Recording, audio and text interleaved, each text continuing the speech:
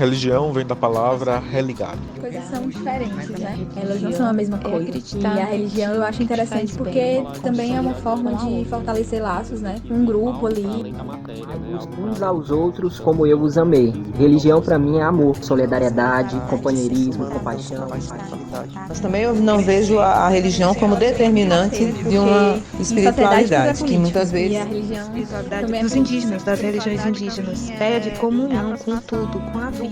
Espiritualidade é uma forma de vivenciar a vida acreditando em algo maior. Este é o Hebreu Podcast. Andar com fé eu vou, café não costuma falhar. Andar com fé eu vou, café não costuma falhar. E aí galera, gente boa, tudo bem? Eu sou Lidomar Nepomuceno, host do podcast O Hebreu. E eu sou Lia Girão, também host do podcast O Hebreu.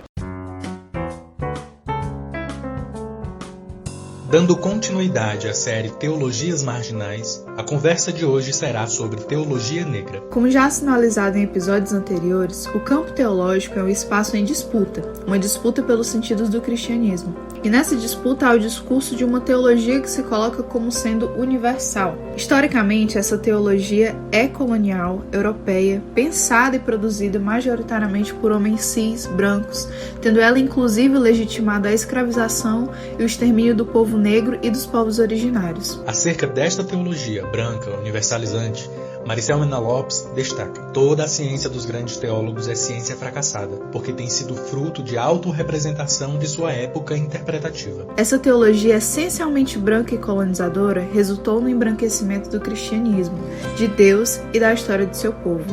A teologia negra, nos diz James Cone, é uma teologia do povo negro e para ele. Um exame de suas histórias, contos e ditos. É uma investigação da mente feita nas matérias-primas de nossa peregrinação, contando a história de como nós vencemos.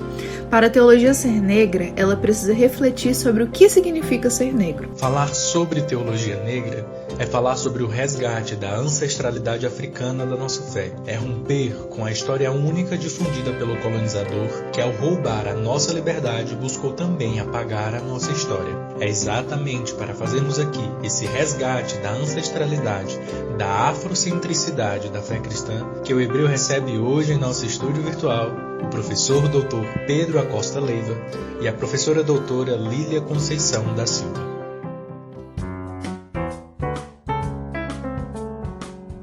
E aí, antes da gente começar o bate-papo com o nosso convidado e a nossa convidada de hoje, eu quero convidar você que escuta a gente a seguir a gente lá no Instagram, @ohebreu. Se você quiser, pode participar do nosso grupo no Telegram, que é o nosso grupo de ouvintes, porque lá você pode mandar as perguntas para os episódios que vão ser gravados, pode mandar sugestões, a gente sempre dá um spoiler lá. Olha, hoje a gente vai estar gravando com tal e tal pessoa. Então, se você quiser, o link está lá na bio também para você participar do grupo do Telegram. Vou pedir para o nosso convidado e para a nossa convidada se apresentarem. Reverendo Pedro, quer começar? Nos diga lá quem é você. Pronto, uma boa noite a todos e a todas. Eu sou o reverendo Pedro Acosta Leiva, sou formado em teologia, sou formado em história, mestre e doutor em teologia e sou pós-doutor em educação. Eu me dedico atualmente a ser professor de história da África.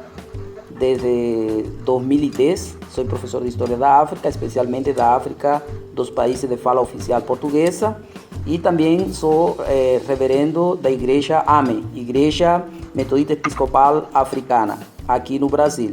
Concomitante com isso, eu também estou encardinado na Igreja Episcopal na Diocese de Porto Alegre e aqui no terreiro, Angola, de São Francisco do Conde, ele me tem também como membro dessa comunidade. Então, eu pertenço a muitas comunidades, comunidade acadêmica, comunidade religiosa, mas atualmente eu me defino mais dentro do campo religioso como um reverendo da Igreja Africana aqui no Brasil. Obrigado, reverendo. É um homem de múltiplos pertencimentos, não é verdade?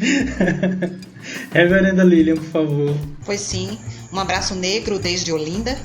Eu sou Lilian Conceição da Silva, sou recifense, pernambucana, portanto, muito orgulho de ser mulher nordestina, sou teóloga, feminista negra, sou ativista junto ao Centro Ecumênico de Cultura Negra, SECUNE, que é uma organização gaúcha que este ano celebrará 34 anos de existência em Porto Alegre, da Rede de Mulheres Negras de Pernambuco, que existe desde 2015, e também sou ativista junto a alguns fóruns de diversidade religiosa, porque essas pautas são as pautas que me orientam, me suleiam no meu caminhar no cotidiano e no meu fazer teológico. Tenho formação, graduação, mestrado e doutorado em teologia, na área de educação e religião, pelas faculdades Este. Fui colega de Pedro, inclusive, também.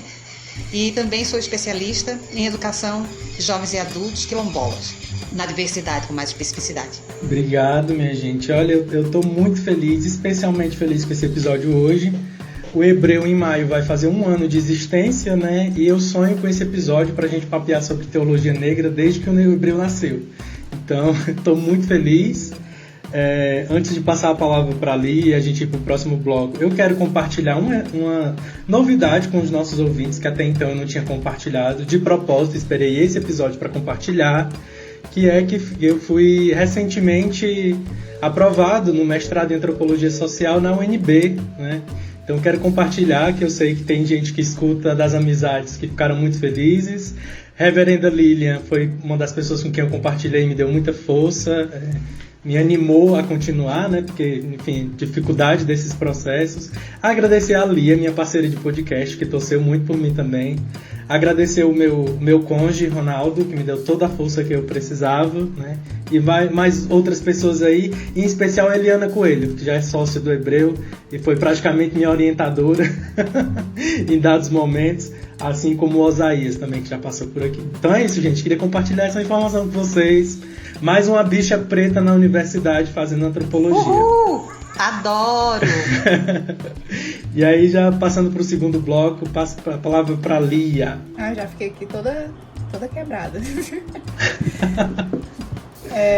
Enfim, só, né, novamente, parabenizar o Lindomar. Eu sei que a nossa caminhada é muito maior do que isso aqui, mas eu acho que o Hebreu é um grande retrato daquilo que a gente é, de como a gente se conheceu e do que a gente tem chorado e sorrido junto. Então eu fico muito feliz por ver o Lindomar conquistando essa vaga, né? É o tipo da coisa que você já sabe, mas que você sofre junto com a pessoa no processo, você fica nervosa junto e, enfim, só alegria. Eu fico muito feliz por isso e palmas pro Lindomar, porque ele merece, assim, uma pessoa Obrigado, maravilhosa, incrível, merece absolutamente tudo de melhor. E aí, a gente vai agora para o nosso segundo bloco. No segundo bloco a gente entra com mais profundidade no assunto, né? E aí uma coisa que a gente tem perguntado em todos esses episódios sobre teologias marginais é sobre o contexto de surgimento. Então, algo que a gente gosta muito de investigar, de saber, é como essa teologia em questão surgiu, né? No caso, quando e em que contexto surgiu uma teologia negra? Como podemos datar isso, ou como podemos localizar isso geograficamente? Como é que a gente contextualiza esse surgimento? Acho que a gente começa com o Pedro, né? Como ficou acordado. Agradeço, Lia, por essa pergunta. E antes quero parabenizar a Lindomar, né, e animá-lo a que continue, porque o único jeito de a gente se livrar do epistemicídio e da negação dos corpos negros, dos corpos de mulher, do corpo gay, trans e todo o demais corpo que são vigiados e punidos é esse. Eu acho que o único caminho que a gente tem é o estudo, e um estudo sério, para poder dar uma contribuição para humanizar essa sociedade que tanto não mata e não reprime. Bom, o que eu entendo por quando e em que contexto surge a teologia negra? Eu fiz uma tese de doutorado provando de 200 páginas para dizer que a teologia negra não exatamente começou com James Cone em Estados Unidos na década de 60. O que eu trago como proposta para o início e o contexto da teologia negra? Se a teologia negra nasceu com James Cone, e James Cone era da Igreja Metodista Episcopal Africana, significa que já antes dele havia uma comunidade que pensava de forma negramente. E essa comunidade ela surgiu em Estados Unidos em um contexto de racismo, de segregação, mas não surgiu na década de 1960, surgiu em 1812 com Richard Allen, Sarah Allen e outras pessoas que foram discriminadas na igreja metodista e eles saíram da igreja metodista porque os irmãos brancos não permitiam se aproximar até o altar a orar. Então, esse é um ponto de início da teologia negra. Se há povo negro vivendo a fé do povo negro, orando a fé do povo negro, acreditando como povo negro, então existe teologia.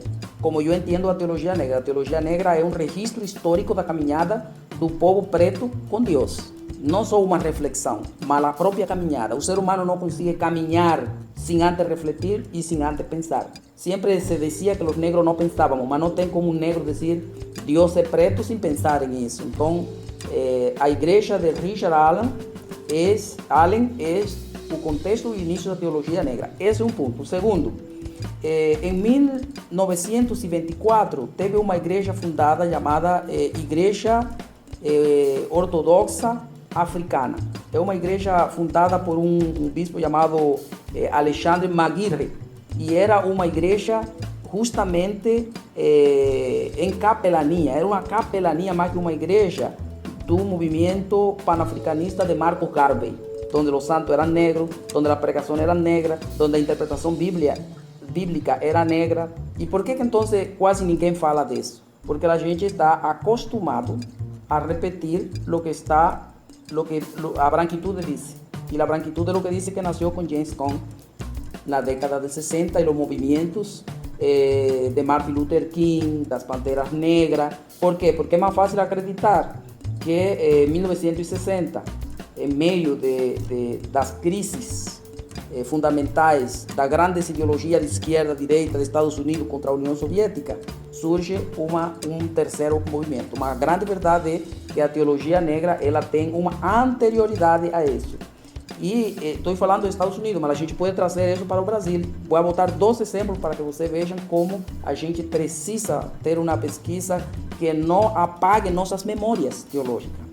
A primeira teologia escrita, se o que vale é a teologia escrita, aqui no Brasil, em 1770 ou 1974, se escreveu um livro de teologia negra por uma mulher chamada Rosa Egipciaca, em Minas Gerais. Essa mulher era uma negra da costa de Minas, foi trazida para Rio de Janeiro foi levada para... Então, o contexto é a escravidão, onde o negro está sendo oprimido no Brasil e a negra está sendo oprimida no Brasil, e essa negra escreve um livro de teologia. O primeiro livro de teologia escrito no Brasil por uma pessoa negra foi escrito por essa senhora chamada Rosa Egipciaca. Um outro momento da teologia negra no Brasil, tem um senhor chamado Agostinho Pereira, que fundou uma igreja lá em Recife, na terra de Lilian. E ele tinha uma teologia negra. Ele não fundou uma igreja sem pensar. O ser humano não funda nada sem pensar. Essa lógica aí de existo, penso, logo existo, é uma lógica que não cabe. O ser humano tem que existir e pensar de forma umbuto, de forma integral. E então esse senhor chamado Agostinho Pereira, ele fundou uma igreja em 1844 no Brasil, a Igreja do Divino Mestre. Então, já nós temos aqui 2 grandes momentos históricos da fundação da teologia negra no Brasil. E dando um salto gigante aí no Brasil, nós temos 3 grandes consultas de teologia negra no Brasil, que foram em 1985, 1994 e 2003. Olha, 3 grandes momentos que se reuniram os negros de toda a América Latina aqui no Brasil e fizeram 3 livros. Esses 3 livros são a memória da teologia negra no Brasil, fundamentais. Então, já nós estamos percebendo que existem várias origens da teologia negra no Brasil, e ainda tem 2 personagens que não podemos esquecer, 2 grandes teólogos. Um se chama o Padre Toninho, em Antônio Aparecido da Silva, em São Paulo, padre católico que foi parte da pastoral afro, escreveu vários artigos e vários livros. E do outro lado, do lado evangélico, nós temos o professor Peter Nash, que foi mentor meu e também parte da formação da professora Lilian, né? Já depois pode falar sobre isso, mas é meu mentor. Eu entendo o professor Peter Nash como meu mentor. Então, a teologia negra tem várias origens. Se a gente quer repetir o que se ha convertido em uma história dos livros, se a gente pesquisar mais a fundo e dizer que a teologia negra nasce nos Estados Unidos na década de 60, a gente pode repetir isso. Se a gente quer profundizar de que nossa memória vem de longe, aí nós temos que ir um pouquinho mais longe e dizer que Rosa Hixiaca de Veracruz é a grande fundadora da teologia negra no Brasil. E depois estamos todos nós, uma longa caminhada. Então, eu posso deixar o contexto. Qualquer contexto, sempre será a opressão do povo negro num colonialismo e um neocolonialismo. E a teologia negra, ela nasce como um registro da caminhada do povo de Deus na opressão e de um Deus que escuta o clamor do povo negro e desce para animá-lo e para caminhar com ele. Olha, eu tô todo arrepiado aqui com as informações tragas pelo reverendo Pedro.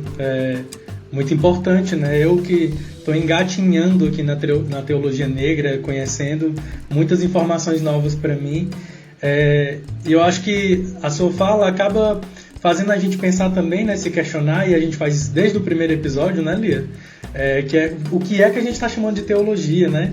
Porque eu acho que isso de dar uma data para a década de 60 para o que James Cone fez também diz sobre uma concepção de teologia, né? Não é uma concepção acadêmica de onde é que nasce a teologia. Eu achei muito massa que o reverendo coloca, a gente entende então que a teologia nasce da comunidade, nasce junto das pessoas e não necessariamente no banco da academia. Então, dizer onde foi que ela surgiu, quando ela surgiu, faz a gente pensar também sobre o que a gente está chamando de teologia, né? Qual modelo de teologia a gente está usando para dizer se é teologia, se não é, quando que se torna, enfim. Só comentar rapidamente antes de passar a palavra para a reverenda Lilian. Gratidão, Pedro, por essa aula brilhante. Parabéns, Lidomar, pela sua conquista. Eu estou sabendo já desde antes, mas novamente aqui eu te cumprimento. Talvez somente nós saibamos, e quando eu digo nós, não apenas nós que aqui estamos, mas também muitas pessoas que nos escutam, saibam o que significa alegrar-se com a conquista de um dos nossos, né? Então, assim, que uma conquista nunca é individual, ela é coletiva, né? Então, nós nos alegramos porque temos consciência, como disse há pouco o reverendo professor Pedro, os nossos passos vêm de longe, né? Como diz a nossa querida Jurema Werneck. Pois bem, eu quero também enfatizar e trazer à memória, convidar para essa roda, para essa gira aqui conosco, para conversa sobre teologias negras, no plural, até eu gosto sempre de falar no plural, porque isso também nos ajuda a perceber isso que Pedro está denunciando, né? Quase sempre a gente fala no singular e a partir de uma perspectiva para universalizar, e aí empobrece muito o discurso. Eu quero trazer uma fala muito recente de um pastor querido, teólogo e sociólogo, o pastor Henrique Vieira, quando ele fala sobre, sinteticamente, teologias são narrativas, né? Teologias são narrativas. E se são narrativas, é importante lembrarmos que antes do texto escrito temos o texto oral. E essa oralidade, tão bem reverenciada pela fala do nosso irmão e professor Pedro Leiva, né? Eu quero também trazer a memória de alguém que desde lá, dos Estados Unidos, novamente para poder também somar ao que já foi anunciado por Pedro, né? Já diz para nós que, por exemplo, sem desmerecer a capacidade sistemática do James Cone, da importância dos seus textos, mas também lembrar que o próprio James Cone reconhece no seu livro, Teologia Negra, que ele demorou um tempo considerável para identificar, por exemplo, que as mulheres, os clamores das mulheres, que as narrativas das mulheres e, portanto, as teologias das mulheres eram por ele também silenciadas, né? Então eu quero trazer à memória o protagonismo da profética declaração de nossa irmã afro-americana, Sojourner Truth, do século XIX, mais precisamente 1851, que foi uma cristã pentecostal, ativista, abolicionista e defensora dos direitos humanos, das mulheres especificamente, que corajosamente, com muita ousadia, diante de homens clérigos, levantou-se corajosamente com um discurso inflamado, do qual eu destaco a famosa pergunta: e eu não sou mulher? E quando ela faz essa pergunta, ela desvela a incongruência entre o discurso machista, que alegava a fragilidade da mulher, e que por esse motivo as mulheres não deveriam ter os mesmos direitos que os homens. Ela, como mulher negra, ex-escravizada no entanto, fala de si e de sua realidade dura, que não lhe permitiu ser vista como frágil. Não apagava o fato dela ser mulher. E aí ela pergunta, e eu aqui repito: e eu não sou uma mulher? E aí isso foi, como já bem dizia o Pedro, né? Ele já começou lá do século XVIII, estou no século XIX, e no século XX eu quero trazer a memória de uma também afro-norte-americana, a teóloga protestante presbiteriana, Dolores Williams, né? Que no final do século, em 1993, analisa a história de Agar, a escrava egípcia de Sara e Abraão, como uma narrativa metafórica para descrever a vida de mulheres negras e sua história compartilhada na América, sob forças opressivas. Então é só para dizer que tanto é importante enegrecermos cada vez mais, que teologias, inclusive no plural, são narrativas, e narrativas que a gente valoriza desde a oralidade, porque é desse lugar que começa a produção também, né, desse fazer teológico, né? É uma teologia encarnada em corpos que vivem as suas experiências de revelação do sagrado e que sofrem com as opressões ou as combinações de opressões que a sociedade lhes impõe, e que, a partir da sua experiência com o sagrado, a partir da sua experiência de fé, age, né? Tem ações, atitudes de rebelião diante dessa situação, né? De rebelião, de organização, de um pensar teológico que promove plenitude de vida. Uma vez que, por exemplo, no testemunho que disse Pedro, né? Quando um grupo se desloca de uma tradição para outra por não se sentir respeitado em sua humanidade, essa é uma atitude eminentemente de libertação, né? É, sem dúvida alguma, um testemunho singular e que precisa ser respeitado. Então eu quero destacar esses 2 testemunhos, mas quero vir para o Brasil para lembrar que, mesmo tendo eco, e esse eco muito importante, né, do diálogo de nossas queridas amigas e irmãs, né, Maricel Mena Lopes e Eliade Dias, que tiveram no diálogo anterior, é muito importante, inclusive, citar as duas, como também teólogas desde a América Latina, né, juntando-se a outros nomes, como da Silvia Regina, que está na Costa Rica já há mais de 20 anos, de Cleusa Caldeira, que é uma doutora em teologia também, e pastora da Igreja Presbiteriana Unida. É importante que nós destaquemos esses nomes para dizer que desde aqui também, nas nossas experiências enquanto mulheres negras, sul-americanas e mais especificamente brasileiras, nós também temos buscado assegurar as narrativas desse sagrado, né, sobre esse sagrado, só enegrecendo mais ainda, né?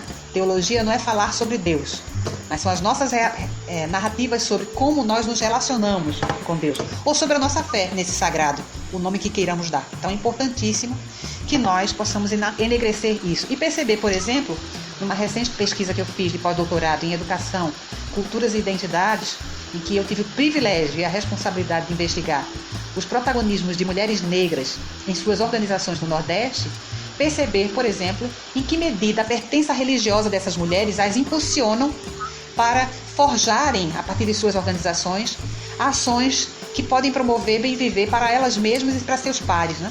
Então é interessante pensar a teologia como essa potencialidade para a transformação da realidade da qual se vive a partir da sua experiência de fé, a partir da sua experiência com o sagrado. Gratidão. Sigamos em diálogo. Obrigado, reverenda. Você quer comentar, Lia? Não?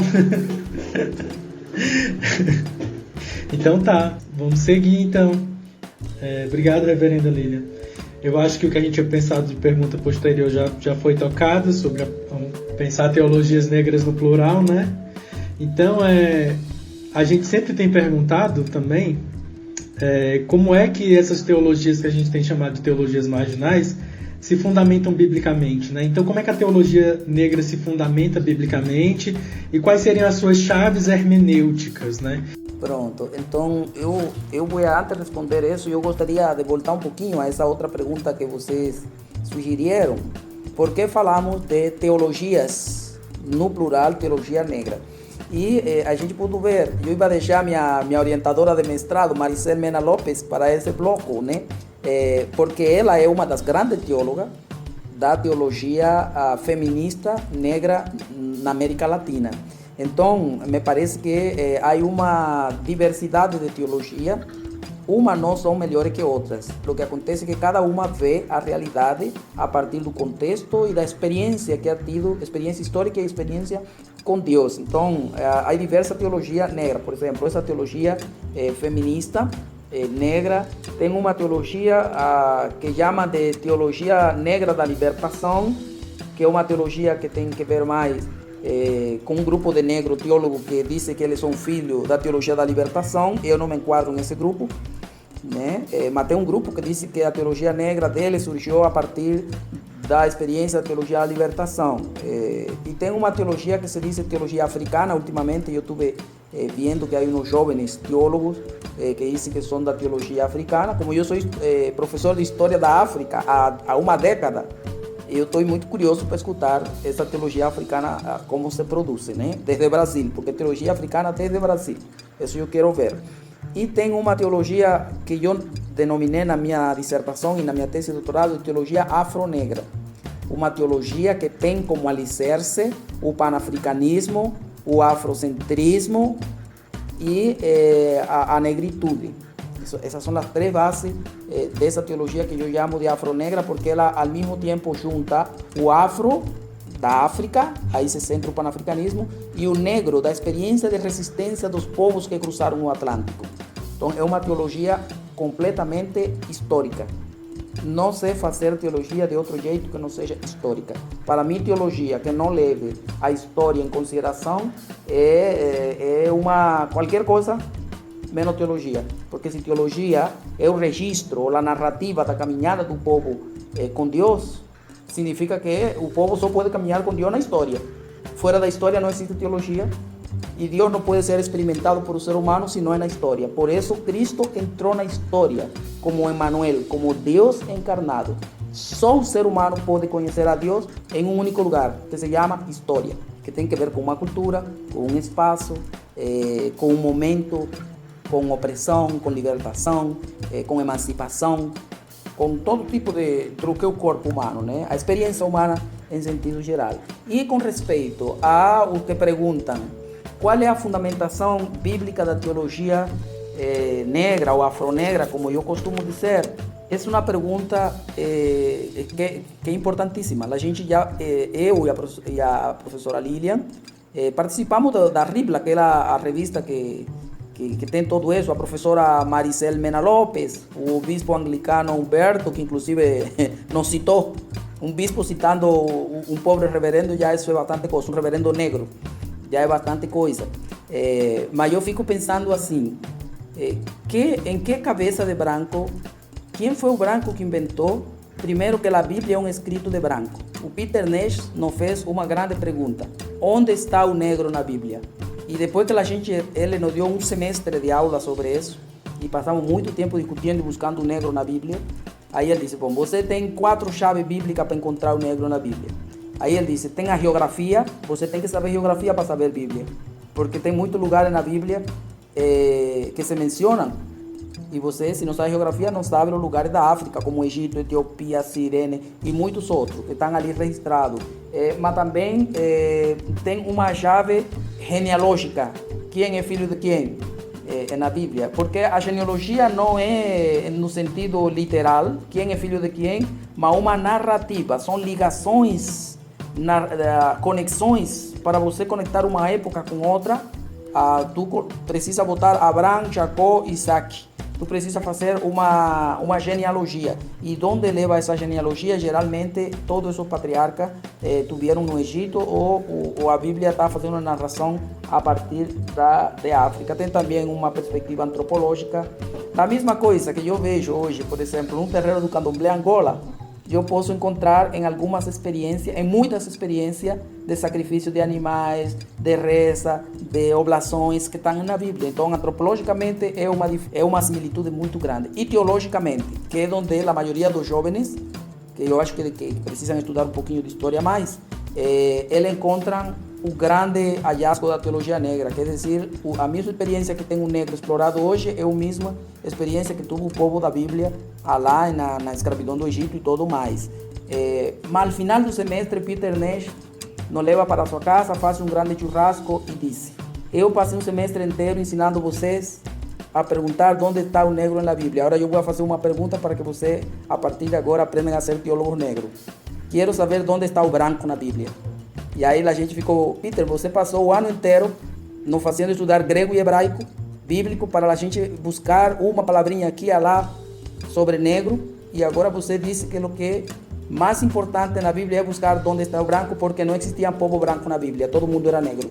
Los brancos allí en el Nuevo Testamento son los romanos opresores que mandaron a crucificar a Cristo y se robaban toda la riqueza da Palestina y levaban para Europa, ¿no? Porque Roma está en Europa. Então, os europeus estão saqueando o povo preto há muito tempo. E no Antigo Testamento, os heteus, os hititas, e o povo do mar, os filisteus, eram os únicos indo-europeus, famosos indo-europeus. Então, a grande questão é perguntar para o biblista branco e para o que pedem que a gente faça uma fundamentação bíblica sobre a teologia negra, é perguntar-lhe onde está o branco na Bíblia. Já eu dei uma dica. Filisteus, e hititas. O resto ele tem que buscar como até dar-se conta que eles são o que são na Bíblia uma minoria, como no Brasil. O povo preto entendia que era minoria no Brasil até 2000. Depois percebeu que não, que o povo preto no Brasil é maioria. E a mesma coisa acontece na Bíblia. O povo preto na Bíblia é maioria e 3 ou 4 povos brancos. Então, a nossa fundamentação bíblica, como teologia negra, ela não está baseada mais na pergunta onde está o negro, mas onde os brancos se baseiam para dizer que a Bíblia é uma herança deles. Então, essa é a minha resposta para a branquitude. Reverenda Lília. Amei. E eu somo, inclusive, a descoberta, quando a gente faz a descoberta, por exemplo, de quando foi construído o canal do Suez, não é, Pedro? O canal do Suez foi construído no século XIX, olha. 1859 iniciou a construção. Que aí divide aquilo que tentavam dizer, minimizar. Quando se pensa em geografia bíblica, minimiza-se o espaço geográfico. Como se, por acaso, somente o crescente fértil fosse só aquele desenho que a gente aprendeu, né? A enxergar a partir da perspectiva da branquitude. E aí reconhecer toda aquela região como África é fundamentalmente importante. Então Pedro já brilhantemente trouxe quão importante é que nós façamos um mergulho desde essa perspectiva, desde esse olhar.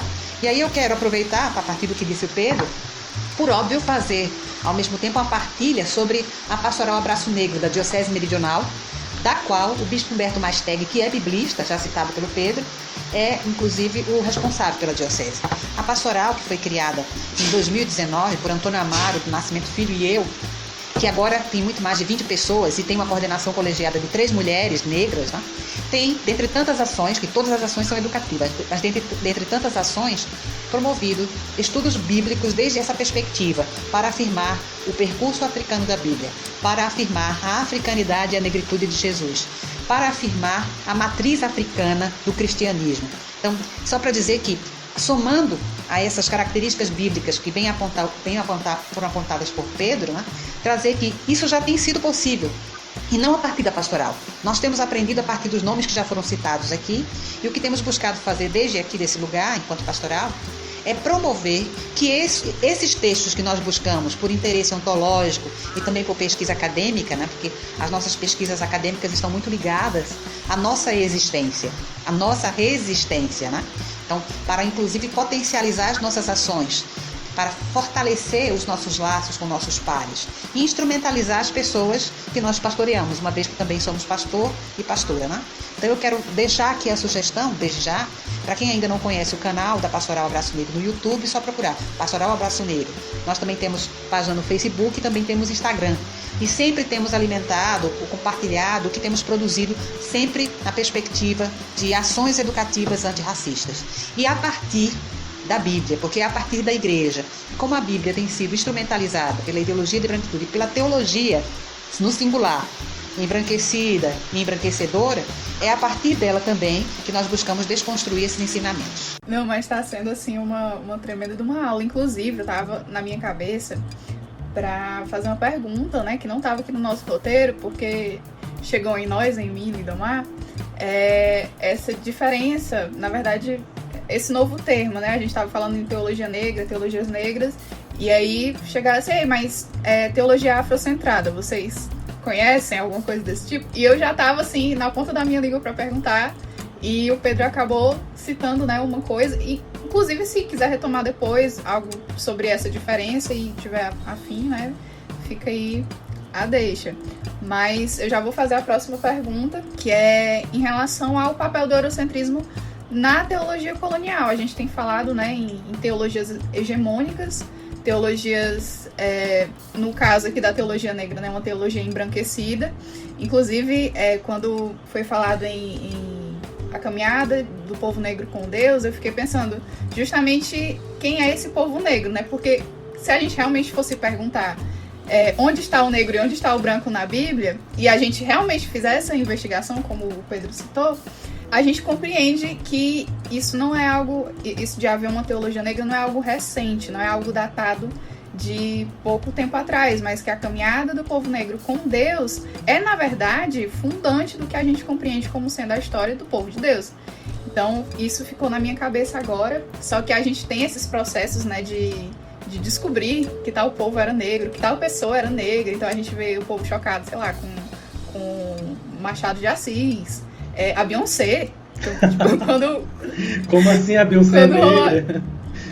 Não, o pessoal ficou assim, meu Deus, não acredito, a Beyoncé fazendo ativismo negro, ela é negra. Então, assim, só voltando à pergunta, né? No caso, qual seria o papel desse eurocentrismo na teologia colonial? Lia, só comentando rapidamente, a gente está nesse constante processo de se descobrir até a gente mesmo, né? Porque a gente, às vezes, leva um tempo para entender que a gente é preto, que a gente é negro. Eu fui descobrir que eu era negro, ter certeza disso na universidade, fazendo graduação. Que antes disso, né, eu tinha ouvido a vida inteira que eu era um moreninho muito bonito, por sinal.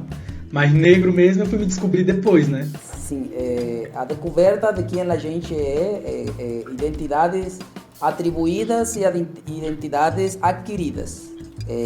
Há uma grande discussão quando os luteranos, lá da este, onde a reverenda Lilian e eu estudamos, eles se descobriram negros. Então tem muitas pessoas que chegaram, eles sabem que todos os outros eram teuto-brasileiros, eles seriam um negro dentro do teuto-brasileiros, mas se eles vieram para aqui, para a Bahia, eles seriam considerados brancos. Então, a gente percebe que ser negro, ser branco, isso depende do contexto. Se alguns de nós que estamos aqui vamos para a África do Sul, provavelmente seamos chamados de colorido e não de negro nem branco. Então depende de onde você esteja, mas quando a gente diz sou negro ou sou branco, isso não depende inclusive nem da cor da pele, nem da narina, nem do cabelo, porque ser negro é uma posição política. Isso vai além da cor das pessoas. É lógico que o corpo tem que ser valorizado. Isso as feministas foram as que nos ensinaram. Que o corpo é um valor epistêmico. E eu sou negro. Se o racismo no Brasil não fora por a cor da pele, eu, com meu doutorado, poderia entrar em qualquer lugar e ninguém me incomodar. Mas na verdade que meu doutorado e ser de uma classe no Brasil que tem a comidinha, o carro e todo mais ou menos assegurado, em qualquer espaço eu continuo sendo negro. Minha pele chega primeiro que meu título, meu conhecimento, minha educação, as poucas coisas que consigo juntar.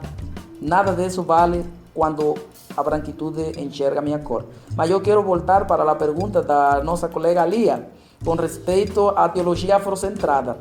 Porque a resposta dessa pergunta, qual é o papel do eurocentrismo? Você percebe que é uma tentativa da Europa colocar-se como centro do mundo, como centro da humanidade e como único padrão de humanidade. Europeu é humano, as demais coisas são degenerações desse princípio. E o afrocentrismo, em uma primeira linha, ele estava querendo deslocar esse centro. Dizer que o ser humano não, por contrário, cientificamente se é provado que o ser humano surge na África. A Bíblia diz que foi criado na África. Perceba bem onde estão os rios que a Bíblia diz que o Jardim do Éden estava geograficamente situado, localizado, e você vai perceber que o Jardim do Éden estava na África. E uma outra coisa, se você vai para a ciência, para a arqueologia, você percebe que australopitecos, a evolução humana, até o Homo sapiens sapiens, é africano. E aí é onde entra o afrocentrismo de Cheikh Anta Diop, de Teófilo Obenga, e mais recentemente que é o afrocentridade, que se cultiva mais aqui no Brasil, nos grupos de estudantes mais jovens, né, que devem estar em torno de 30, 40 anos, esses jovens aí de 30, 40 anos, ele tem a afrocentricidade muito publicada por Asante, Molefe Asante, e um grupo de pessoas que estão dentro das universidades, um grupo de pessoas negras que estão dentro das universidades, e que ele, de aí também um grupo de pessoas que estudam a teologia e que estão vinculando a afrocentricidade de Molefe Asante e de Cheikh Anta Diop com a centralidade da caminhada do povo de Deus. E a gente verificou que na Bíblia 99% do povo era negro, né? E a gente faz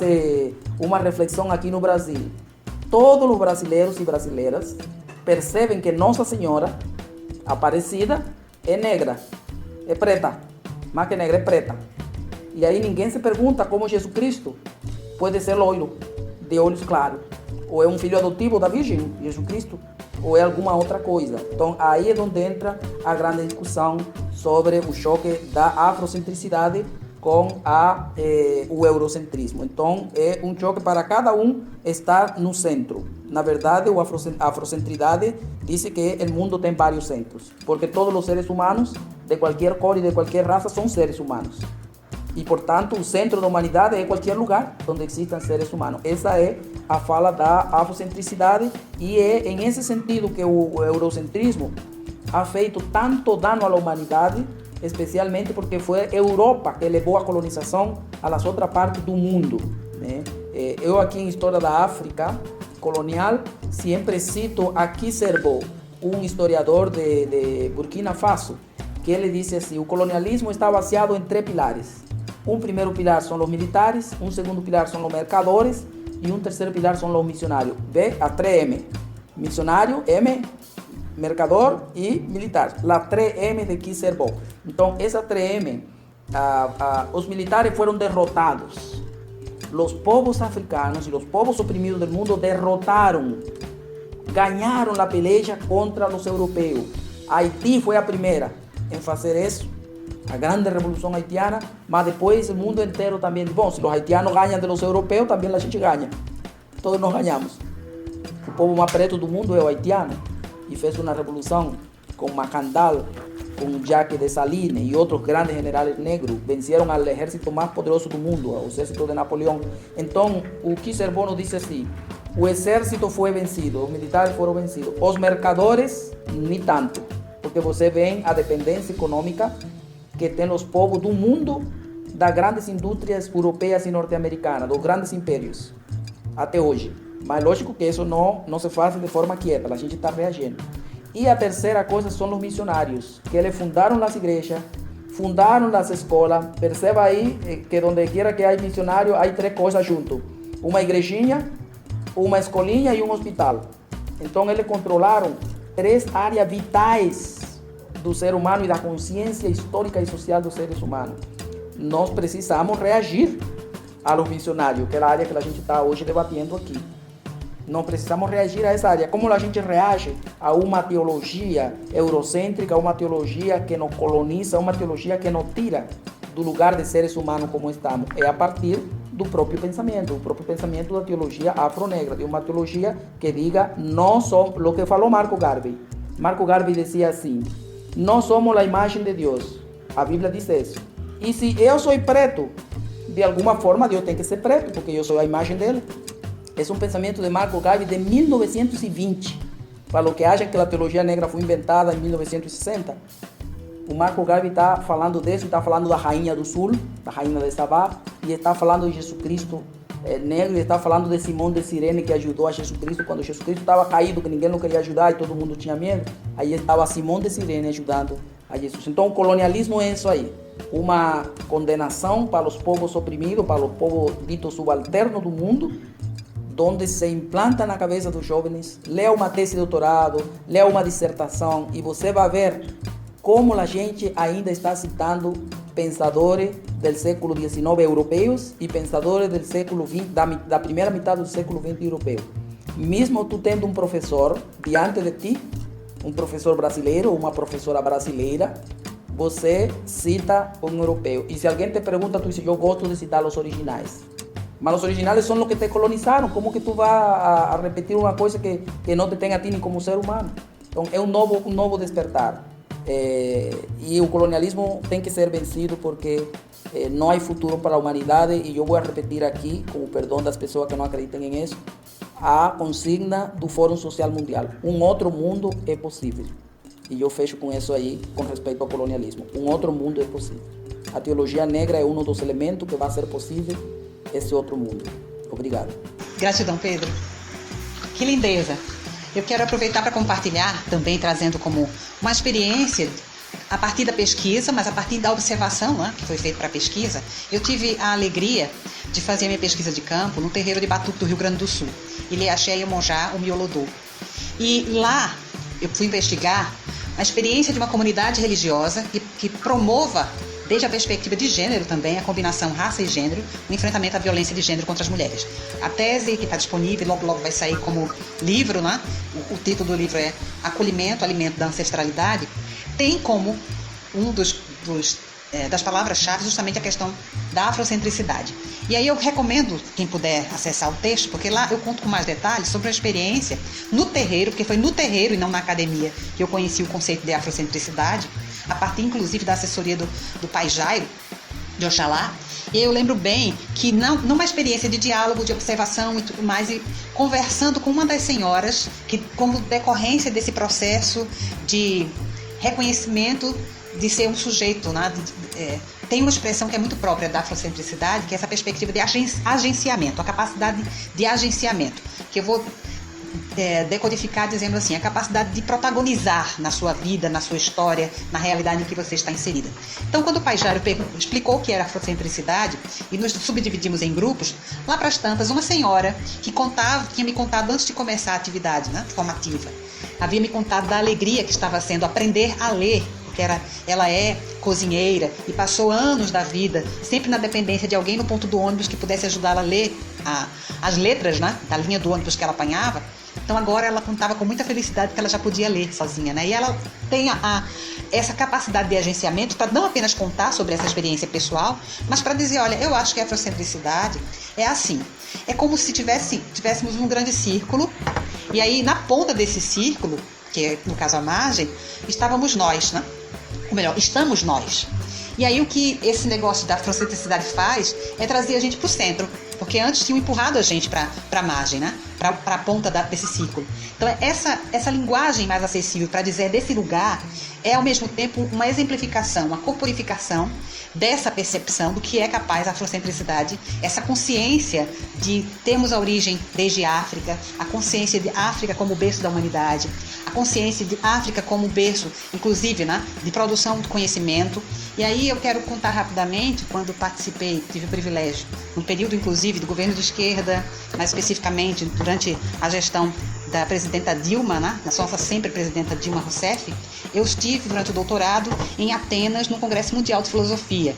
E na ocasião, o então meu esposo, que também era doutorando, nós fomos visitar o Museu Nacional de Atenas, o professor David Pessoa de Lira, que escreveu um texto tem uns quantos textos belíssimos, mas dentre esses, né, ele escreveu sobre justamente essa denúncia que é feita já de longa data, por exemplo, por Martin Bernal, em Black Athena, né, de como a Grécia, a tal filosofia, o tal berço da filosofia, pode até ser o berço da filosofia ocidental, mas bebeu da fonte africana.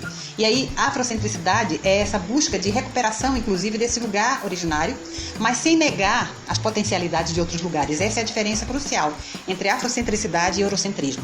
O eurocentrismo tem uma postura de exclusão, de afirmação do ser, desde a perspectiva também, né, de si, negando a outra pessoa. E, aliás, eu até recomendo a tese de filosofia de Sueli Carneiro, porque a teologia se constrói, nós construímos as teologias, né, em diálogos com outros saberes. Né? Então, uma das minhas referências teóricas é a Sueli Carneiro, felizmente vivíssima, com mais de 70 anos e ainda ativa, produzindo coisas belíssimas. Né? E na tese de doutorado, ela justamente fala sobre isso. Essa prática de afirmar-se negando a outra pessoa, né? Que é o que o racismo faz de maneira muito, infelizmente, cruel e criativa cada vez mais. Né? E aí o tornar-se negro, também enegrecendo ainda mais o que já foi dito, é um título, inclusive, de um texto, desde a década de 80 aqui no Brasil, de alguém que escreve desde a psicologia, de Neuza Santos. Né?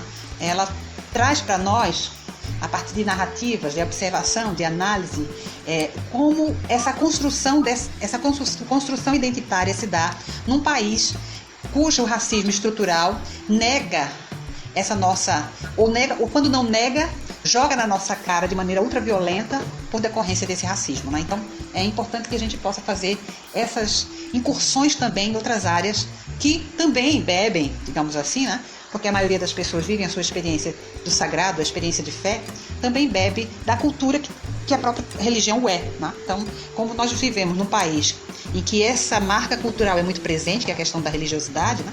Então também esses saberes dialogam com a teologia. E nós, mais ainda, precisamos fazer. E aí, uma outra questão é perceber, por exemplo, essa instrumentalização de morte que é feita pelo eurocentrismo, né? Por essa perspectiva colonial de negação do epistemicídio que é imposto, né? Contra a produção do conhecimento da nossa gente negra, né? É importante, por exemplo, também na teologia, para que quando nós afirmamos isso que o Pedro tão bem já o disse, né? Em relação à Bíblia como um livro negro, né? Eminentemente negro, só que interpretado desde uma perspectiva branca, então por isso ele tem sido embranquecido a partir da teologia embranquecedora, sobretudo europeia, né? É revisitar alguns textos tendo essa compreensão. Por exemplo, mais recentemente, estamos no mês de março, mês das mulheres, e eu tive a alegria de compartilhar ou revisitar um texto que eu escrevi há algum tempo atrás para homenagear ou para ofertar, né, num momento devocional para mulheres este mês. E eu revisitei o texto de Cântico dos Cânticos, quase sempre atribuído a Salomão, cuja protagonista, o agenciamento a todo tempo é de Sulamita, uma mulher negra. Embora na maioria das versões bíblicas, das traduções bíblicas, a gente não encontre que ela era negra, né? Diz que ela é morena, mas nunca negra.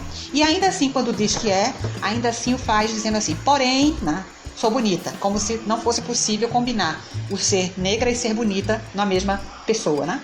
Então é importante que a gente possa identificar, por exemplo, a afrocentricidade, inclusive sulamita, nesse texto, nessa perspectiva de olhar e perceber essa capacidade de agenciamento. Era a mulher para além do seu tempo, né? E eu gosto particularmente desse livro porque é um livro erótico. E aí o erótico, que não é apenas está nesse livro, mas neste em particular, é assegurado no protagonismo de uma mulher que deseja ser homem e que todo o discurso, toda a narrativa aponta para esse seu agenciamento, né? Para essa sua capacidade de protagonizar o seu corpo, a sua história. Nossa, eu vou fazer minhas as palavras da Lia. Realmente está sendo uma aula, gente. Aprendendo muito, mas também quero ressoar dos meus sentimentos a partir da fala de vocês, né?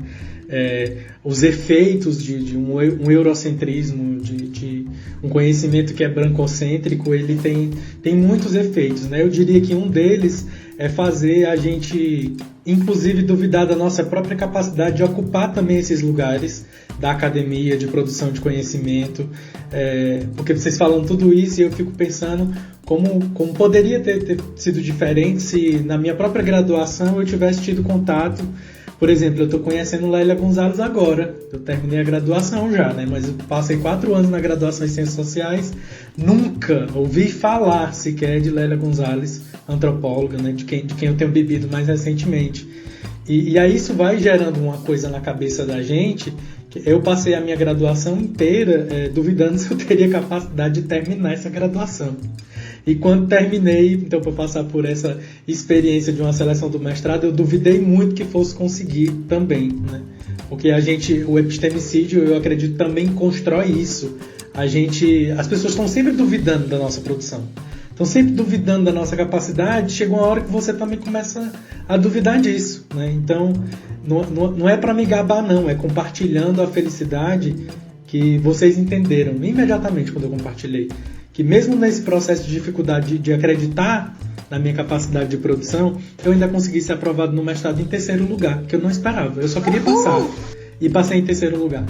Então, assim, gente branca que está ouvindo esse episódio, está ouvindo eu dizer isso, muito provavelmente não vai entender. Agora, quem é preto, sabe como é que é esse processo de... As referências das pessoas, que são os intelectuais, de quem está sempre produzindo conhecimento, são as referências bibliográficas que você traz para a sua produção a vida inteira, são pessoas brancas. Ok, então onde é que eu estou enquanto pessoa negra nesse lugar de produção de conhecimento também? É violento, né? Eu acho que é uma das consequências disso tudo. Enfim, seguindo... a última pergunta do nosso segundo bloco, pensando numa teologia negra brasileira, né, e aqui a gente já coloca, sabendo disso, né, Reverendo Pedro já trouxe para a gente que essa teologia negra ela já está aqui no Brasil há muito, né? Então, pensando nessa perspectiva de uma teologia negra brasileira hoje, quais seriam os desafios, né, os principais desafios para uma teologia negra no Brasil hoje? Quais são os desafios que eu acho que não temos para enfrentar aí? O primeiro desafio, para mim, e que não é só o desafio da teologia negra, mas desafio de todo o pensamento negro brasileiro, é relacionar o quilombismo de Maria Beatriz Nascimento e de Abdia Nascimento com o panafricanismo. Quem se ha aprofundado na pesquisa sobre a Dia Nascimento, sobre Maria Beatriz Nascimento, a historiadora sergipana, ele percebe que o quilombismo é panafricanista. Sim, mas o quilombismo é muito mais que panafricanista, é uma experiência de resistência como alternativa à colonização e a esse eurocentrismo. E o que acontece, o que tem acontecido com o pensamento negro brasileiro, que muitas vezes ele se ha enclaustrado aqui no Brasil e não ha buscado como referência e como aliado a produção que é feita em outra parte da América Latina, dos negros da América Latina e do mundo, da própria África.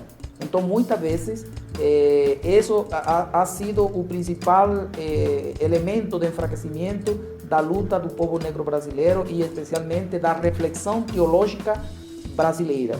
Esse é o primeiro momento. A Beatriz Nascimento disse: a terra é meu quilombo, meu espaço é o quilombo, onde eu estou está o quilombo, eu sou o quilombo. E na conferência de 1920 em Nova York, os panafricanistas falaram: África para os africanos, no continente e na diáspora. Esses são dois elementos fundamentais para a teologia negra brasileira. Nós somos, eu sou porque nós somos. Se a teologia negra brasileira se fecha em si mesmo e volta a falar como falava faz uma década atrás, quando eu participava de diversos eventos científicos, se falava sempre América Latina e o Brasil.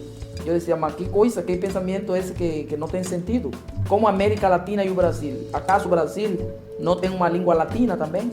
Então é necessário a integração do pensamento teológico do Brasil com o resto dos países e com o resto da comunidade negra internacional. Esse é o primeiro desafio.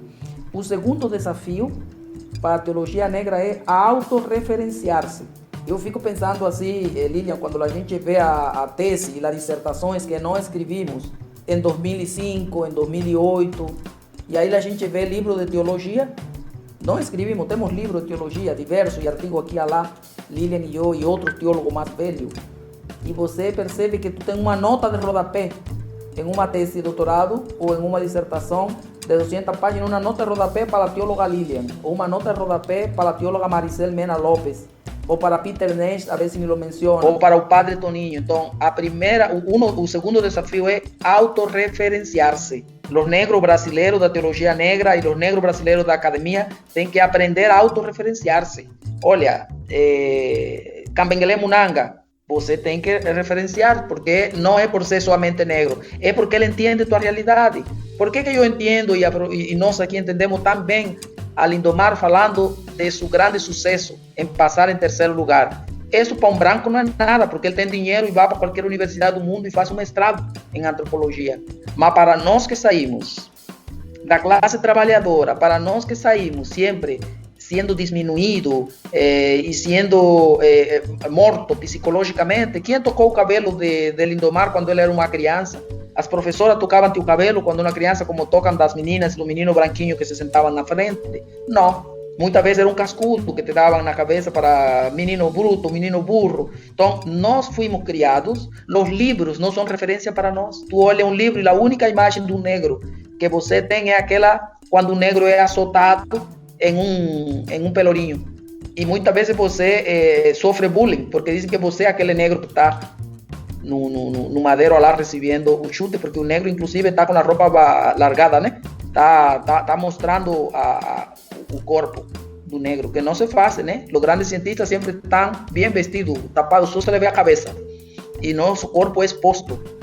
Os índios e os negros são expostos no livro didático. O corpo pintado, o corpo não sei o que e tudo mais. Então, é uma grande vitória de Lindomar e uma grande vitória para todo o povo negro. Mesmo que tu aches que só a tua, não. É tua, de tua família, de tus ancestrais que te permitiram estar vivo até hoje.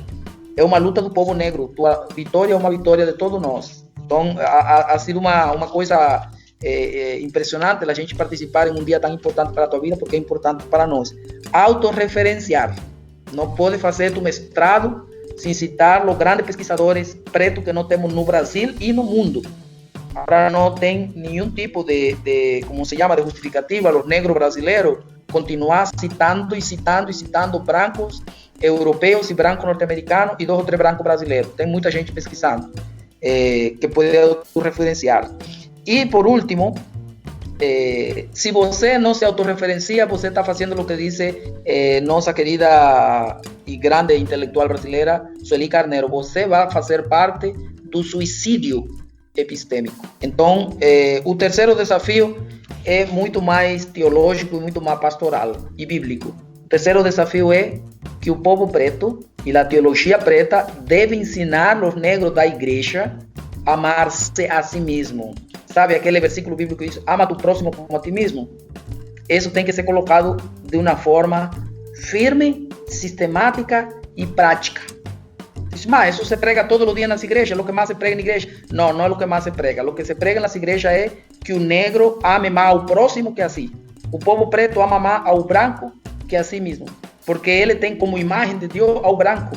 Se ele supiera que ele é preto assim como é, ele é a imagem de Deus, ele não amara mais ao branco. E já eu he visto isso em diversos lugares. Donde há 4 ou 5 em uma conferência, em um evento científico, um negro diz uma coisa e os outros negros, em vez de apoiá-lo, em vez de ajudá-lo na argumentação, por o contrário, eles ajudam a desestruturá-lo e argumentam junto com a branquitude. Então, é um desafio que o negro brasileiro na teologia se ame a si mesmo como ama ao branco. Não precisa amar mais a si mesmo que ao branco, é só igual. Já aí seria suficiente. Eu não estou pedindo que o negro seja desequilibrado, amando mais ao negro que ao branco. Não, não, não. Ame a você mesmo como você ama o branco, que aí está tudo resolvido no Brasil. Aí, com certeza, são os 3 desafios. O primeiro desafio, a relação entre quilombismo e panafricanismo, é uma questão teórica muito forte. O segundo desafio, autorreferência, é dizer, cite os outros autores negros. E em terceiro lugar, ame-se a você mesmo como você ama o branco. Não mais, não precisa mais. Então, essas são os 3 grandes desafios que nós temos pela frente. Se conseguimos fazer isso, seremos melhores seres humanos. Obrigado. Eu somo, então, agora, a fala do Pedro, a partir de uma experiência do doutorado, a partir disso tudo que estamos conversando aqui agora. No doutorado, quando eu precisava definir quais seriam as principais referências teóricas para a minha pesquisa, eu apresentei justamente a Ivone Gebara, porque a partir da teologia feminista latino-americana, mas aqui no Brasil especificamente, e Sueli Carneiro, porque ambas são filósofas, né? Só que uma católica romana, uma outra de candomblé. E aí, quando eu apresentei os 2 nomes, o meu orientador, na ocasião, ele reagiu. Lembremos, Pedro e eu estudamos numa faculdade de teologia em que a maioria, de tradição alemã, mais especificamente, né? Então, a grande maioria das pessoas faziam suas pesquisas referendando os nomes alemães. Eu não leio alemão, eu não falo alemão. E aí também havia uma expectativa, porque eu sou cristã anglicana, que eu respaldasse a minha teologia a partir de algum teólogo inglês, porque eu sou anglicana. Aí eu dizia, mas eu sou anglicana brasileira, eu quero falar a partir desse chão aqui, dessa realidade. Mas eu quero escrever a partir de referências que escrevam em língua portuguesa. Eu, inclusive, podia ter escolhido espanhol, mas eu escolhi língua portuguesa. Aí o meu orientador tensionou e questionou, mas Sueli Carneiro tem bibliografia suficiente para respaldar isso? Aí eu já fui armada, né? Preparada, e mostrei a bibliografia de Sueli Carneiro. É só para dizer como, por mais, inclusive, comprometidas que sejam as pessoas que estão, inclusive, na academia, que são muitas vezes parceiras em vários temas, como também a elas falta essa conversão para compreender que também desse lado de cá, de nós mulheres negras, homens negros, produzimos conhecimento. Então, para dizer como foi essa experiência. Então, eu somo as questões, os desafios que o Pedro já apontou, como feminista que sou e como feminista negra mais ainda, algo que é uma combinação que inclusive tem suleado a produção que eu tenho feito nesses dias agora, que é da elaboração em conjunto com outras pessoas de uma cartilha antirracista para dentro da igreja, né? Que é a combinação afrocentricidade e interseccionalidade para o bem viver. O que eu quero dizer com isso? É importante que nós lembremos que as combinações de opressões pesam sobre as mulheres negras e indígenas também de maneira extremamente desigual, né? Então a combinação classe, gênero, raça, ou classe, raça, gênero, potencializa, sobretudo, as discriminações negativas e também as vulnerabilidades são impostas sobre essas mulheres, sobre esses corpos, né? E aí, Se você acrescenta outras categorias, como por exemplo, por isso que a interseccionalidade é fundamental. Se a gente acrescenta a categoria, por exemplo, geracional, geração ou deficiência ou orientação sexual, ou seja, se você vai somando outras categorias, por isso a perspectiva interseccional, você vai empurrando esta pessoa, este corpo, para a base da pirâmide, né? E se brincar ou se não prestarmos bem atenção, excluímos da pirâmide. Então, insignificante se torna essa vida para esse modelo patriarcal. Então, é fundamental pensar estratégias para superar o patriarcado. Porque, inclusive, conversávamos, Pedro e eu, outro dia, né? Também Pedro deve estar lembrado, que como o patriarcado é esse sistema que se alimenta das desigualdades, né? Aliás, o capitalismo patriarcal se alimenta das desigualdades de gênero, das desigualdades de classe, da desigualdade de raça e de tantas outras, né, que vão desumanizando as pessoas. Né? Quando alguns homens negros alçam espaços de poder e decisão, podem se comportar da mesma maneira que os homens brancos historicamente têm feito em relação às mulheres, né? Inclusive em relação às mulheres brancas, ou mulheres negras.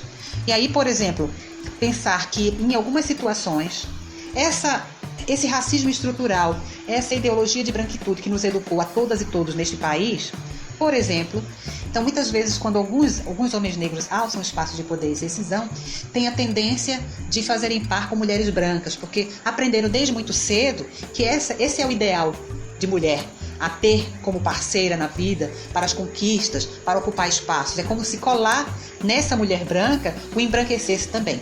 E aí, por óbvio, né, é fundamentalmente importante trazer essas questões, e aí Pedro já o dizia, para o cotidiano da vida da comunidade.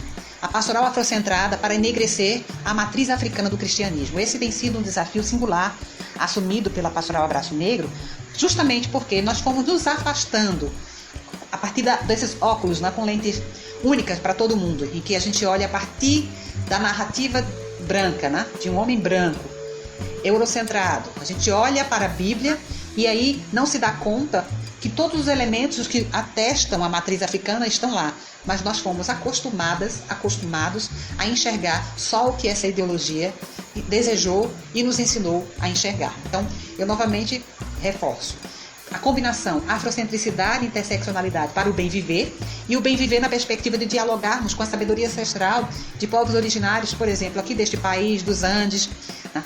Ou seja, os povos originários dialogam, produzem conhecimento, desde a perspectiva Ubuntu e bem viver, para que possamos viver uma humanidade mais plena.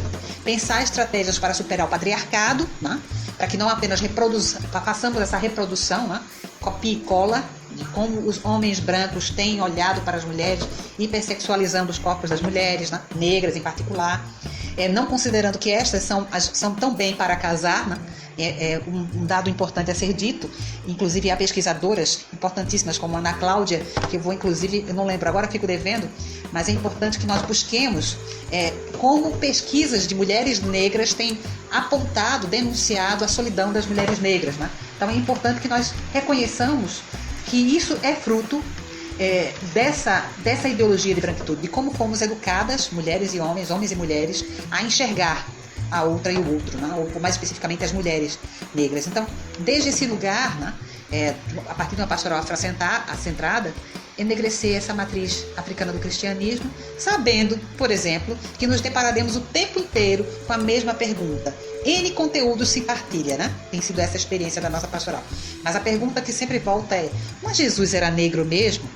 Como assim Jesus era negro? Ou seja, está tão introjetado esse racismo que é inadmissível enxergar esse sujeito histórico que nós, das tradições cristãs, dizemos acreditar que é Deus, o A encarnado, né?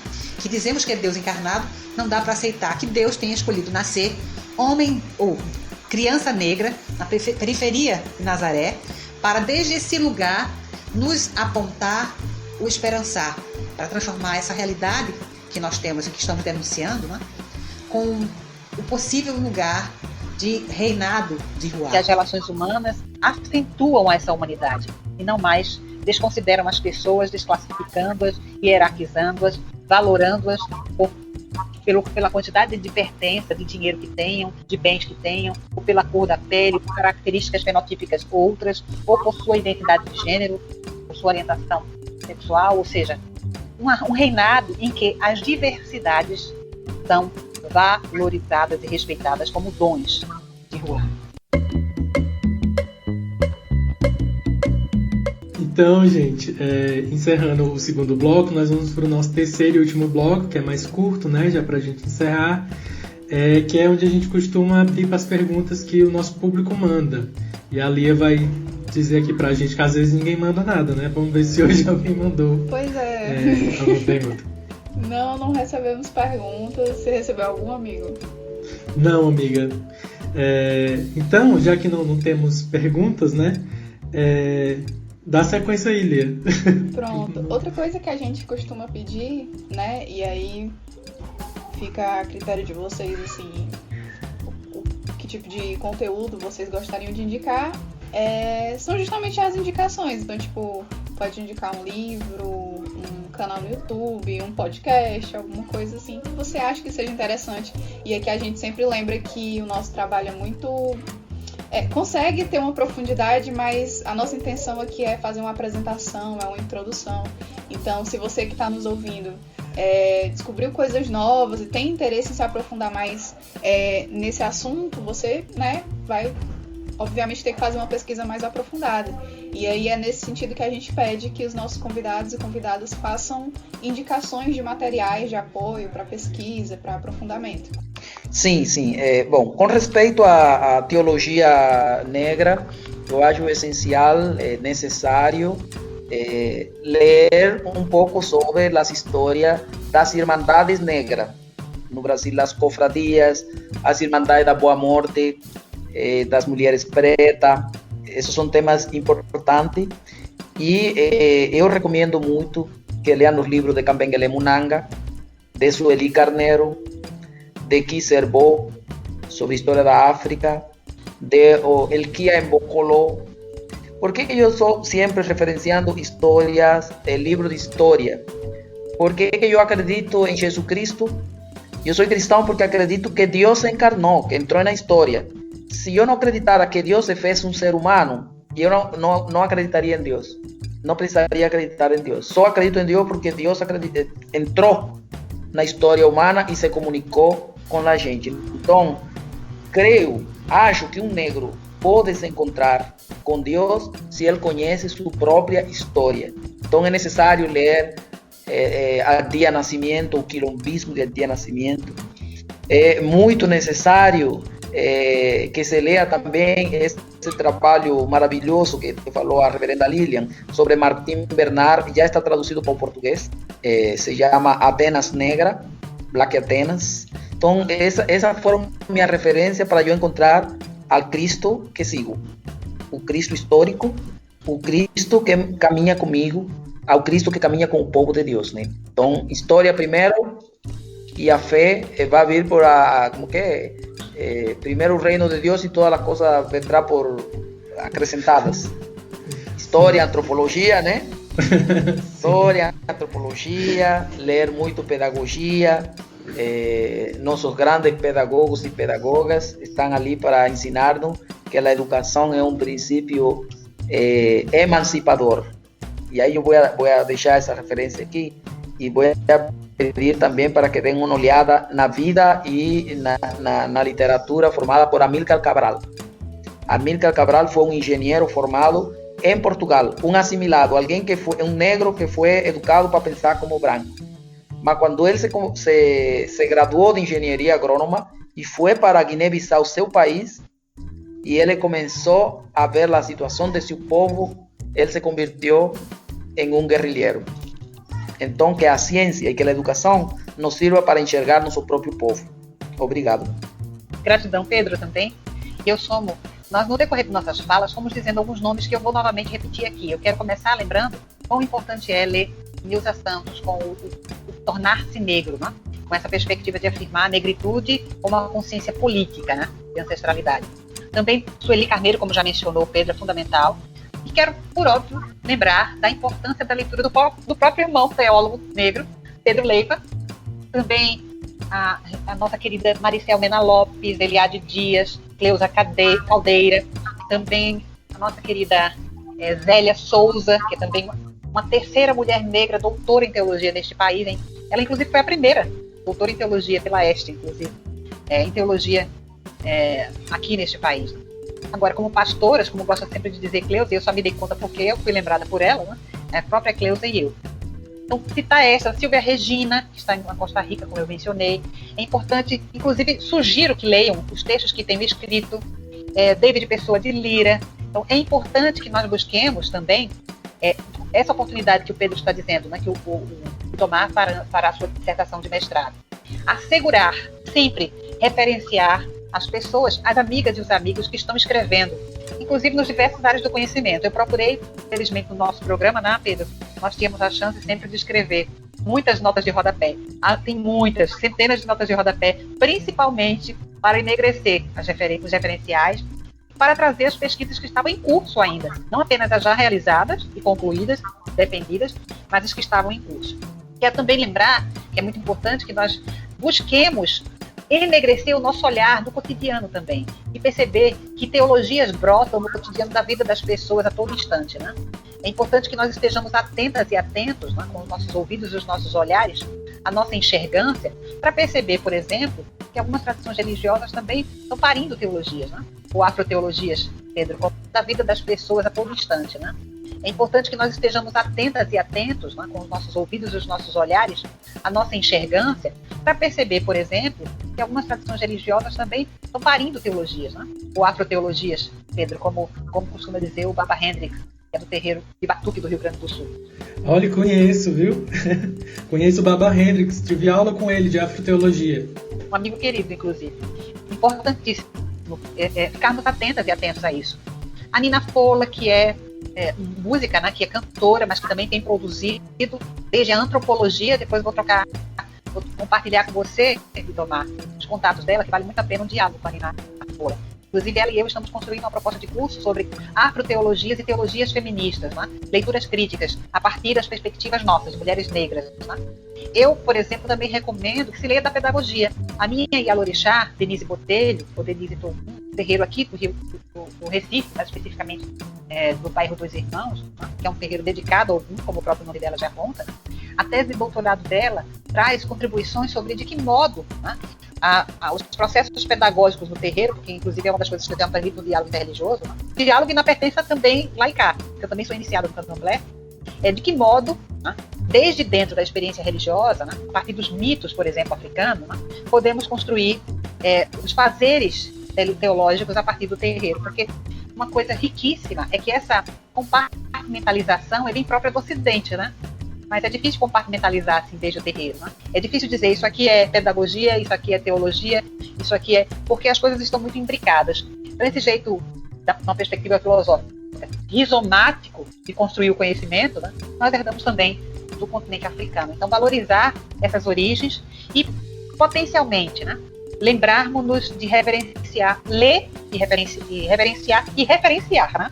O V e o F cabem aí, tanto o reverenciar quanto o referenciar teóricas e teóricos negras, na América Latina em particular, porque é o cenário, esse lugar do mundo onde nós estamos, e mais especificamente ainda no Brasil, é um compromisso fundamental de quem se põe como ativista, né? Como uma pessoa que se reconhece negra, com a consciência política e histórica e quer desconstruir tudo isso que a branquitude nos ensinou, desrespeitando os saberes ancestrais que recebemos. Precisamos evidenciá-los cada vez mais. Então, saudação muito especial a vocês e gratidão imensa a todas as pessoas que já passaram, inclusive, né? Parabéns a vocês por esse programa, mais do que interessante, sedutor, porque traz temas muito pertinentes. E gratidão por me oportunizar esse encontro com Pedro. Somos amigos de longa data, mas a vida, as escolhas, os caminhos e, sobretudo, a agenda de pandemia nem sempre nos oportuniza diálogos mais constantes, sobretudo teológicos. Então, gratidão imensa por essa oportunidade. Obrigado. O Pedro ainda está aí, gente? Estou aqui, inclusive, estava aqui procurando Henrich. Esse é um pai de santo lá em Rio Grande do Sul, não é? Henrich, exatamente. Pues en esos días yo estaba leyendo sobre las religiones de matriz africana y encontré él. Y ahora você mencionó y yo percibí que uno de los artículos de él me cita. Ele fez um artigo sobre hermenêutica. Eu estava vendo, né? A hermenêutica que parte do Exu, das encruzilhadas, né? Do abrir dos caminhos. Muito bem lembrado. Sim, sim. É importante isso aí porque a impressão que eu tenho é que as memórias se vão apagando, né? E a teologia tem isso. Se você não está em um lugar de poder, a tua referência vai embora, né? Por exemplo, agora eu sou mais referenciado em história da África que em teologia, que era meu nicho inicial, né? E que a maior produção da minha vida é na teologia. Minha tese de doutorado é uma tese de teologia e minha dissertação também. É lógico que a linha divisória entre teologia e história na minha cabeça não existe, né? Mas eu estou muito agradecido de estar aqui compartilhando com a reverenda Lilian. Estudamos juntos, inclusive lutamos para que a primeira bispa anglicana do Brasil fosse eleita. Tivemos muitas lutas juntos, né? Foi muito bom essa experiência. Então agradeço profundamente a Lia e a Lindomar por dar-nos a oportunidade de estar juntos na mesma mesa, né? Na mesma mesa à distância, mas estamos juntos. A propósito, permita-me uma partilha a partir do que Pedro disse. Quando o Baba Hendricks também se somou, ele é parceiro da Pastoral Abraço Negro, ele e o Bispo Humberto nos deram a alegria de uma oficina sobre justamente exunêutica e hermenêutica. E aí é muito interessante quando a gente faz o emegrece, né? Quando nós falamos hermenêutica, que deriva de Hermes, que é do panteão grego, ninguém da igreja questiona. E olha que o panteão grego, por óbvio, não é um panteão cristão, mas é um panteão branco, né? Mas se você fala exunêutica, considerando inclusive essa herança de demonização neste país, a partir das tradições cristãs, do orixá Exu, a gente inclusive se distancia do que ele propõe, né? Como uma aproximação, como algumas características convergentes entre Hermes e Exu. Porque Exu é o orixá da comunicação, da interpretação, que abre os caminhos. Então, Exu cumpre, de certa maneira, né, pensando nessa aproximação, muitos dos papéis, ou todos os papéis de Hermes, desse tal deus Hermes. Então, é importante ler também o Hendricks desde essa perspectiva da exunêutica, eu gosto muito disso. E eu fiquei devendo e fui procurar aqui para dizer a amiga querida Ana Cláudia Lemos Pacheco, que escreve sobre a solidão da mulher negra. Recomendo que leiamos e percebamos como nós vamos banalizando no nosso cotidiano, nas nossas relações, desde casa, da circunvizinhança, trabalho, escola, as relações sociais. Elas refletem muito dos aprendizados que temos feito da ideologia de branquitude, das teologias, ou melhor, da teologia embranquecida. Então, o desafio é ampliar a nossa enxergância, né? Ou expandir a nossa consciência e beber de outras fontes também, para que a gente perceba que a teologia é plural, não mais secular. Gratidão. Ai, gente, obrigado. Eu tô surpreso como todo mundo se conhece, né? Vocês estão falando do Baba Hendricks. Eu fiz um curso de extensão sobre afroteologia oferecido pela STEF. E ele foi o professor, né? Então, por conta disso, do contato que eu tive com ele no curso, eu comprei o livro dele, aí quero indicar também. Eu não costumo fazer indicação, hoje eu vou fazer. O livro do Baba Hendricks chama Não Somos Filhos Sem Pais, História e Teologia do Batuque no Rio Grande do Sul. Saiu pela Arolê Cultural. Então, se você quiser procurar. E aí, o livro foi feito com base acho que no trabalho dele de mestrado, de doutorado. Então, esse tema que a reverenda Lília citou, isso também é abordado no livro. E aí também quero indicar outras pessoas. Eu quero indicar, especificamente, indicar aqui a Sueli Carneiro, mas você não sabe por onde começar. Eu quero indicar um textinho que está na internet. Se você quiser procurar, a questão dos direitos humanos e o combate às desigualdades, discriminação e violência da Sueli Carneiro, está lá no site do geledes.org.br. Também quero indicar o livro da Lélia Gonzalez, que é uma coletânea de vários textos dela, que chama Primavera para as Rosas Negras. Eu acho que esse livro não está mais sendo vendido, mas se você jogar lá no Google, você sabe o que você acha, né? Um PDF, alguma coisa assim, você vai encontrar. Também quero indicar, para não indicar só livros, né? Eu quero indicar alguns podcasts. Eu quero indicar o Negrê, que é um podcast de notícia, é uma mídia de notícias nordestina, feito por pessoas negras e nordestinas, Negrê. Tem um podcast e tem um site também no Negrê. Quero indicar também o Afrocrente Cast, do nosso querido Jackson, que, né, spoiler, vai participar com a gente no episódio depois desse, né? Estará com a gente o famoso Afrocrente. E também quero indicar, por fim, Infiltrados no Cast, do Ale Santos. O Ale tem um conteúdo muito massa lá também. Quero indicar um vídeo muito provocativo que me ajudou a pensar ultimamente, que chama O Perigo de uma História Única, da Chimamanda Ngozi. É uma conferência do TED, né? Você tá lá, procura lá O Perigo de uma História Única. Por fim, quero também indicar alguém que já passou aqui pelo Hebreu, a Yalorixá Tiffany Odara, que é pedagoga, é uma mulher trans, como ela mesma diz, trans travesti. Ela tem um livro que é Pedagogia da Desobediência, Travestilizando a Educação. Indico também. E por fim, de uma querida conhecida minha da Lia, que é a Isabel Acioli, a afroantropóloga, @afroantropóloga. A Isabel é uma antropóloga negra maravilhosa, que ela oferece um curso chamado Relações Raciais e Branquitude no Brasil. Fica ligado lá no Instagram dela, que está sempre abrindo turma nova. Eu já fiz o curso e é maravilhoso. Vocês, eu acho que já acabaram fazendo as considerações finais, mas se quiserem acrescentar alguma coisa, agora a gente encerra mesmo. Se quiserem acrescentar alguma coisa, eu devolvo a palavra para vocês e a gente encerra. Mas quero já agradecer. Muito, muito, muito especial para mim esse episódio. Eu estou muito feliz e grato. Bom, então, só palavra de gratidão, continuem no trabalho, estou já ansioso por ver o que tu vai produzir para o povo preto e para a ciência brasileira. E Lia, foi um prazer também conhecer-te, não sei o que tu estuda, mas acredito que você está estudando. Então, firmeza, reverenda Lilian, foi um grande prazer, a gente se encontra mais vezes aí, né, no Abraço Negro, na Igreja AME, na Diocese Episcopal de Porto Alegre. Então a gente está aqui, na academia, né? Eu estou no lugar mais pan-africano do Brasil, a Unilab. Então também vocês estão convidados, nós estamos aqui com um mestrado em letras e linguagem e também estamos fabricando pelo menos dois mestrados mais, um em pedagogia ou pedagogia e outro em história da África. Estão convidados aí para fazer seu mestrado e seu doutorado e posteriormente vir como professor para cá. Então, muita felicidade e grande abraço no coração. A Lia faz mestrado em Sociologia lá na UFC. Opa, parabéns então, é isso aí.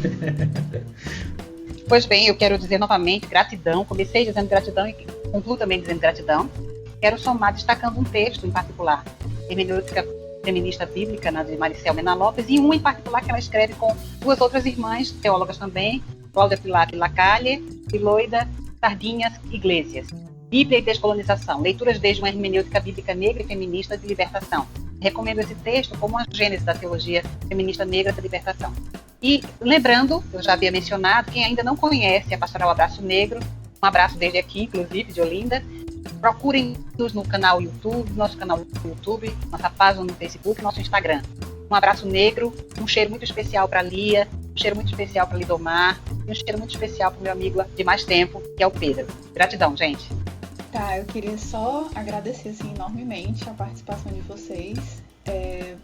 Assim, eu não falei isso na gravação, né? Eu falei antes, mas foi assim, as últimas 2 semanas foram muito complicadas para mim, e aí a gente iria gravar, né, antes, pegando esse final dessa semana em que eu acabei perdendo meu avô, em que meu pai estava doente, e o Lidomar até me falou, né, amiga, se você não tiver em condições, a gente dá um jeito, não se preocupa e tal. Mas um dos motivos que me fizeram, assim, bater o martelo para querer continuar a gravação é porque eu sempre sei que às vezes eu chego aqui cansada e o momento é sempre positivo, então não teve uma vez que eu sentei aqui para gravar e eu não aprendesse muita coisa ou eu não me sentisse extremamente abraçada e cuidada, e principalmente com a reverenda Lilian, né? Eu tô com vontade de chorar.